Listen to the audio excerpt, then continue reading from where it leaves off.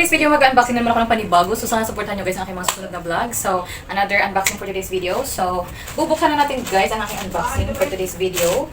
So, uunahin ko to guys. Itong malaki. Tadaan! Malaki naman yung ano yun guys. Tadaan! So, bubuksan ko na nga guys ang aking unboxing. As in, masyado siyang kabalot. Ang hirap buksan. Grabe naman pagkabalot ko eh. Ayaw man ipaano.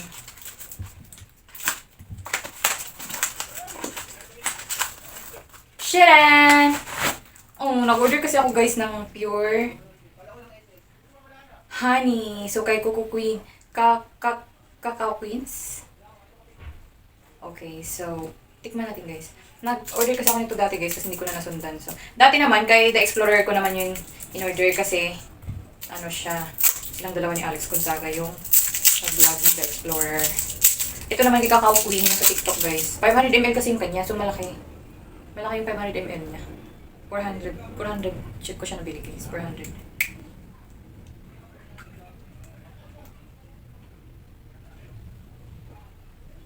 Wala, legit talaga siya guys, sumikid.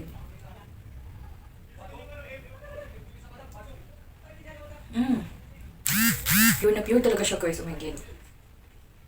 Ang sarap. Pure na pure siya guys. Cow Queen Bees. Pero yung name niya sa TikTok guys is Cacao Queen. So doon ako yung nag-trending yung guys yung yung may usang. Sa KMGS, kay Cacao Queens. Nagpalo ko sa kanya kasi pure honey talagang binibenta niya. 400, 500 ml na siya guys. So parang nalalag yun. Last but not the least, sure. So nag-order pala ako guys sa Shein. Yan namang pure honey ko guys. Hindi siya guys yung natin talaga niya. Hindi siya niluto. Nag-order naman ako sa Shein ng Sharan! Ay wow. Nag-order ako guys ng case kasi nasira na yung case ko dito guys. Wala na siyang button. So pag magpipindot ka, ang hirap. So tatlo yung in-order ko guys. Unahin ko pala itong pink. Tatlo talaga. Ay. Mura na naman to sa Shein ko binili guys. Parang 67 ata itong isa. Tapos yung isa 90. O 78 or 98. Di ko sure. 98 ata yun. Tatlo yung binili ko. 304. Yan yung cellphone ko na Samsung. A54. Sharan! O bagay! So dahil tatlo yung in-order ko guys, ito yung una. Ito yung unang case. Pink. Ito nga yung sabi ni Mother na pag plastic to. Or yung goma parang matigas yung pindutan. Medyo matigas nga siya.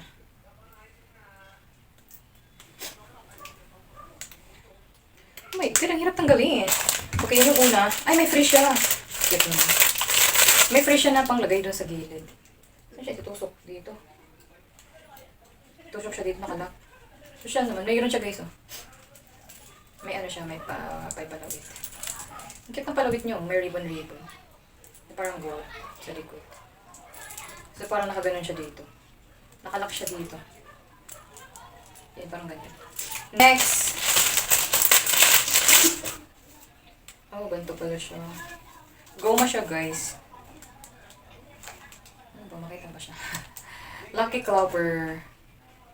Lucky Clover? Ganyan siya, guys. Green. Yellow green. Hindi kasi siya kita. Samsung A54. Wow! Cutie! Ang ganda. Goma siya, guys. Oh.